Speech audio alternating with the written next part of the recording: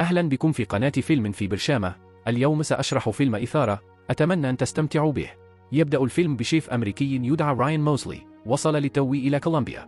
عندما يخرج من المطار يتلقى مكالمة من شخص يدعى رابد، يطلب على الاتصال مرة أخرى في أسرع وقت ممكن. يتضح أن راين يعاني من مشكلة القمار التي تركته في ديون خطيرة. ليس لديه وسيلة، لذلك فر من البلاد ووصل إلى هنا لمقابلة صديقه جاك الذي لم يره منذ 12 عاما. بعد فترة وجيزة يتم استقبال راين من قبل كبير الخدم ونقله إلى وجهته. في الطريق يسلمه كبير الخدم رسالة من جاك، والتي تنص على أنه خارج للعمل حاليا، لكنه يعطيه رمز أمان المنزل للدخول ويطلب من راين أن يرتاح حتى يأتي. بعد فترة يصلان إلى فيلا فاخرة في وسط الغابة، ويذهل راين من المشهد. يستكشف المنزل ويجد بعض الطعام في الثلاجة ويحضر وجبة. بعد تناول الطعام يجلس بجانب المسبح ويتأمل المنظر الجميل.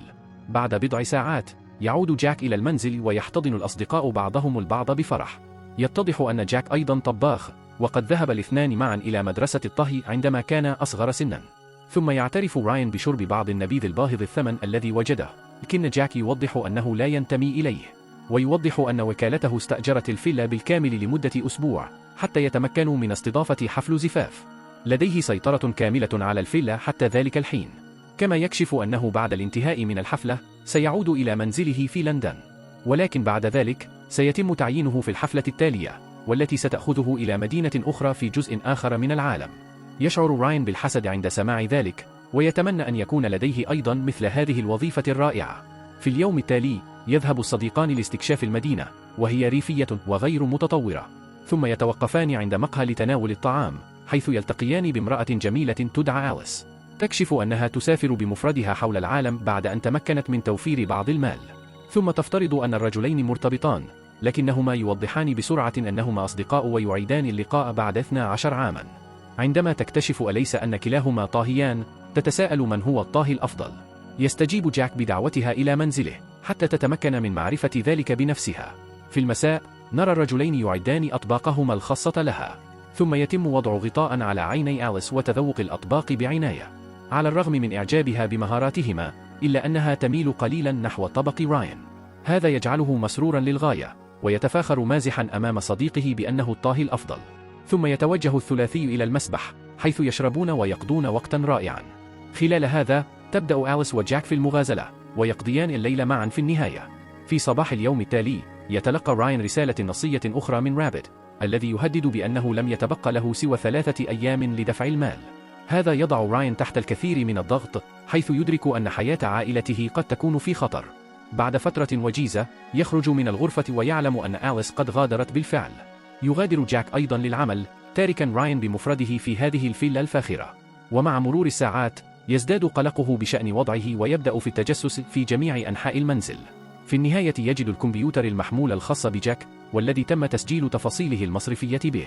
للصدمة راين يكتشف أن صديقه لديه 1.7 مليون جنيه استرليني مخبأة في حسابه في المملكة المتحدة. عندما يصل جاك إلى المنزل في تلك الليلة يبدو منزعجا بشكل واضح. يجلس الصديقان بجانب المسبح، ويعترف جاك بأنه محبط من أنانية وجشع الأثرياء. يكشف أيضا أن جزءا من وظيفته يتضمن خداع الفقراء، وقد أثر هذا عليه، ويرغب في العودة إلى المنزل. لا يفهم راين ما يجري، لكنه يشعر أن حياة جاك ليست مثالية كما تبدو. ثم ينتقل المشهد إلى الصباح، حيث يستيقظ راين من نوم مريح. ومع ذلك عندما يمر بالممر يصاب بالصدمة عندما يرى جثة صديقه معلقة بالسقف. اتضح أن جاك لم يعد يتحمل الألم، لذلك انتحر. يصاب راين بالذهول ويفقد القدرة على الكلام عند رؤيته ويسقط على الأرض، ولكن بعد فترة وجيزة يستعيد وعيه، حيث قد يكون الموقف شيء جيد بالنسبة له. ثم يتوصل إلى خطة ماكرة لانتحال هوية صديقه المتوفى وسرقة كل أمواله. يذهب راين مباشرة إلى العمل ويتصل ببنك جاك لتغيير كلمة المرور. يزعم أنه تعرض مؤخرا لحادث ولا يتذكر أي شيء. يوضح راين أنه ليس في حالة تسمح له بالإجابة على أسئلة الأمان أيضا. ومن المتوقع أن تشعر موظفة عملاء البنك بالشك وترفض تغيير كلمة المرور. بدلا من ذلك تطلب منه زيارة فرعهم في لندن مع إثبات الهوية المناسب. في نفس الوقت يرسل له رابد رسالة نصية أخرى يهدده فيها بقتل والدته إذا لم يرسل 50,000 دولار على الفور. في المساء يلف راين جثة جاك بالبلاستيك ويلقيها في بحيرة قريبة. في اليوم التالي يتصل بصديق له في الولايات المتحدة ويطلب منه المساعدة المالية، لكن صديقه يفترض أنها للمقامرة ويغلق الهاتف في وجهه. في وقت لاحق من بعد ظهر ذلك اليوم يتوجه راين إلى المدينة لتناول الغداء، وعندما يعود يفاجأ بالعثور على شخصين غير مألوفين في الفيلا. إنهما في الواقع من الوكالة التي كان يعمل بها جاك. رئيسة العمليات هي امرأة جميلة ولكنها ماكرة تدعى إيمجين، بينما العامل اليدوي هو موريس. يفاجأ راين برؤيتهما، لكنه سرعان ما يدرك أنهما لم يقابلا جاك شخصيا، لذلك ينتحل هوية صديقه ويدخل في محادثة معهما. يسأل راين عن الدفع، مدعيا أنه نسي المبلغ المحدد. عندما تعرفه إيمجين أنه 300 ألف جنيه استرليني، يصاب بصدمة شديدة. يطلب على الفور دفعة مقدمة، وتحول له إيمجين 50 ألف جنيه استرليني دون تردد. ثم يرسل راين المبلغ إلى رابت، وبالتالي ينهي مشكلة ديونه. الآن بعد أن أصبح خارج الخطر، يحاول بعناية معرفة المزيد عن العشاء. يبدأ في طرح أسئلة عشوائية، والتي لا معنى لها في الغالب. هذا يزعج إيمجين، لأنه كان يجب أن يكون على دراية جيدة بالتفاصيل بحلول الآن. ومع ذلك، تكشف أن العشاء مخصص ل5 أشخاص وسيتكون من 4 أطباق. ثم تسأل عما إذا كان قد فحص اللحوم، لكن راين يرد بالنفي. يزعم أنه بسبب لغته الإسبانية الضعيفة لم يتمكن من التواصل مع السكان المحليين. هذا يثير غضب إيمجين كما هو متوقع، حيث أن العشاء غدا والاستعدادات لم تبدأ بعد. ومع ذلك يعد راين بأنه سيجهز كل شيء في الوقت المناسب. لاحقا تأخذه إيمجين إلى المدينة للبحث عن ما يسمى بمنتجاتهم. سرعان ما يصلون أمام كنيسة، حيث تشرح أن اليوم مزدحم، لذلك يجب أن يعود غدا ويجد جثتين. عند سماع هذا أدرك راين أخيرا أن المكون الرئيسي هو لحم بشري. يتردد في ارتكاب الفعل، لكن إيمجين تصر على أنه كان يعلم بكل شيء مسبقا، والآن لا يمكنه التراجع. كما تحذره من أنه إذا لم يفعل ذلك فستكون هذه نهاية حياته. في وقت لاحق من تلك الليلة يحزم راين أمتعته ويستعد للمغادرة. ومع ذلك سرعان ما أوقفته إيمجين، التي أوضحت أن عملاءهم يدفعون 1.5 مليون دولار لكل شخص مقابل كل وجبة. تكشف أنهم يقتلون في المتوسط 75 شخصا سنويا ويكسبون أكثر من 100 مليون دولار، منها 10% يتم التبرع بها للمجتمع. تبرر أفعالهم بمقارنة الوفيات بتلك التي تحدث في صناعات أخرى مثل حفر النفط والزراعة، حيث يموت الناس بانتظام.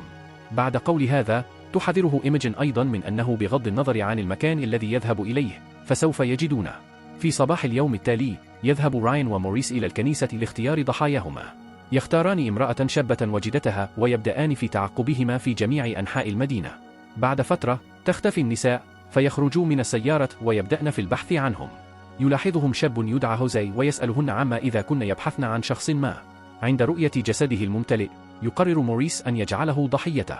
يتظاهر بأن سيارته تعطلت ويطلب المساعدة في إصلاحها، كما يعرض تعويضا جيدا، وهذا يغري الرجل. ولكن بمجرد أن يدخل هوزي تحت السيارة يطلق موريس النار على رأسه ويقتله. ثم يبدأ الاثنان في تحميل الجثة، ولكن يصل فجأة شرطي يدعى جالو مع المرأتين من قبل. لا يلاحظ الجثة تحت السيارة ويتساءل لماذا كانوا يتبعون المرأتين.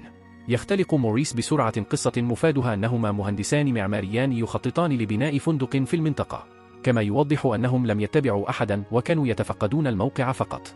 ثم يسلم بطاقة عمله لإثبات هويته كمهندس معماري. يبدو أن الضابط جالو راض عن هذا ويغادر مع النساء. بعد ذلك يحمل الرجلان الجثة وينطلقان بالسيارة. سرعان ما يصلان إلى الفيلا، ويشرح موريس أنه نظرا لتورط رجال الشرطة فسيتعين عليهم الاكتفاء بهذا. تلاحظ إيمجين أن الضحية ضخمة جدا، لذلك لا تمانع.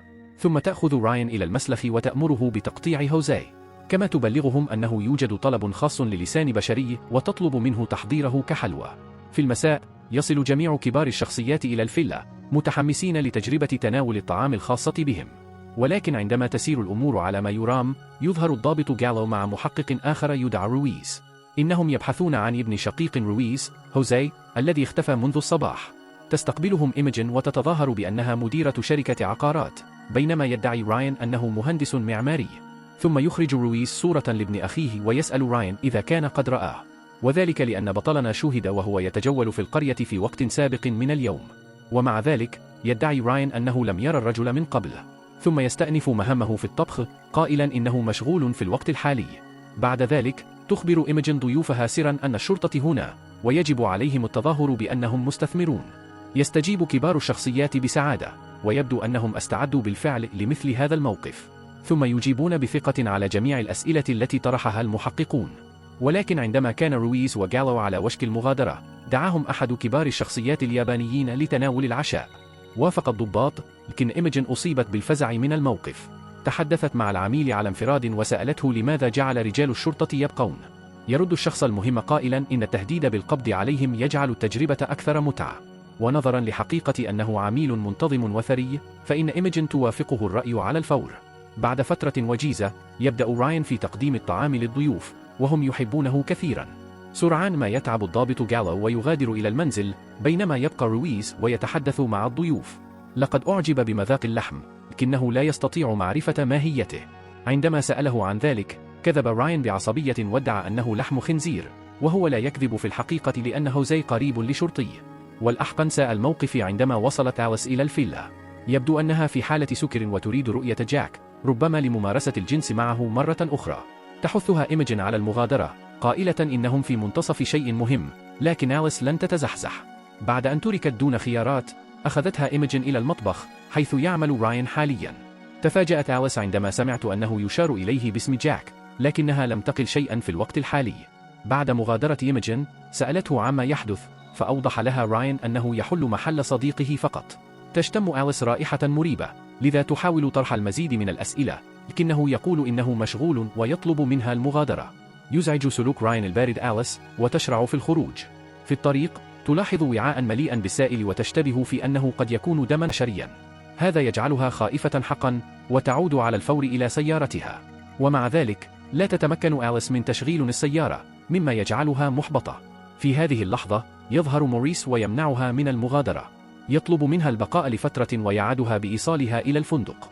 تصاب أليس بالذعر في هذه المرحلة، لكن ليس لديها خيار سوى الموافقة.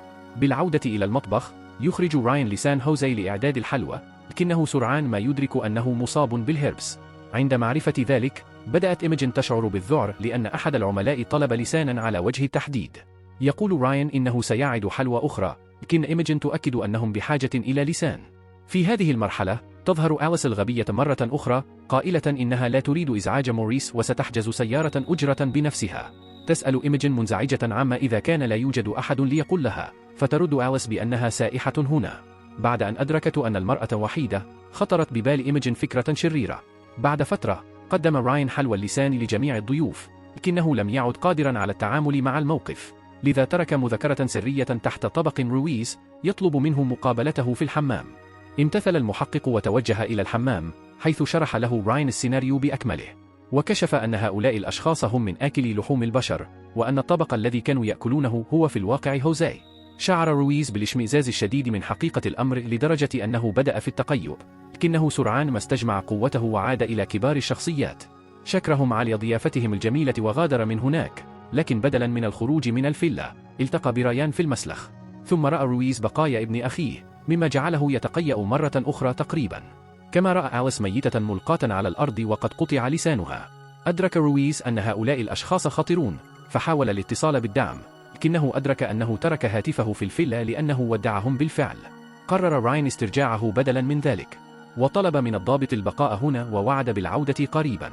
وعند العودة إلى الفيلا، كان جميع الضيوف راضين للغاية عن الطعام وبدأوا في المغادرة. عندما عبر راين طريقهم، أمطروه بالثناء، حتى أن أحد الضيوف ذكر أنه حجز مقعدا بالفعل في العشاء التالي. لسوء الحظ، اكتشف موريس أن رويز تسلل إلى المسلخ، لذلك هاجمه على الفور بمنشار كهربائي وقتله. عندما عاد راين أخيرا بالهاتف، شعر بالرعب لرؤية بقايا رويز المشوهة، ولكن نظرا لأن موريس لم يكن على علم بخيانته، فقد قرر الصمت. في صباح اليوم التالي، استيقظ راين منهكا وانضم إلى موريس وإيميجين لتناول الإفطار.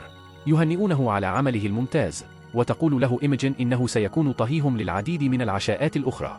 ثم يتم دفع المبلغ المتبقي وهو 250 ألف جنيه استرليني لريان، ويتم إبلاغه بأن وظيفته التالية ستكون في إفريقيا بعد شهر، حتى أن موريس يقوم بتثبيت جهاز تعقب GPS عليه للتأكد من أنه لن يهرب. عندما سئل عن خططه، قال راين إنه سيعود إلى لندن ويستريح. ينتهي الفيلم بتوجه راين إلى المطار، مدركا أنه لن يتمكن أبدا من الهروب من الوكالة الشريرة. اشترك للحصول على المزيد من مقاطع الفيديو مثل هذا، وقم بتشغيل الإشعارات، واترك إعجابا لمساعدة القناة. شكرا لك على المشاهدة.